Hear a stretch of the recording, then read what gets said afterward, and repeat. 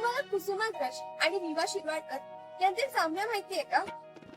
कुसुमाग्रज हे मराठी भाषेतील श्रेष्ठ आणि दिग्गज कवी, विवा शिरवाडकर हे मराठी भाषेतील दिग्गज नाटककार. त्यांनी लिहिलेलं नटसम्राट हे अजरामर नाटक, या नाटकावरून नंतर चित्रपट तयार करण्यात आला. कवी कुसुमाग्रज आणि नाटककार विवा शिरवाडकर दोघेही नाशिकचे. दोघांचा जन्म एकाच दिवशी झाला, 27 फेब्रुवारी 1912. आणि सगळ्यात गमतीची गोष्ट माहितीये का? 1987 सालचा ज्ञानपीठ हा खूप मोठा पुरस्कार दोघांनाही एकत्रच प्राप्त झाला. आणि त्याहून गमतीची गोष्ट म्हणजे कुसुमाग्रज त्यांचं पूर्ण नाव विष्णू वामन शिरवाडकर म्हणजेच वि वा शिरवाडकर असं होतं, आणि विवा शिरवाडकर यांचं टोपण नाव कुसुमाग्रज असं होतं. हे माहित होतं का तुम्हाला?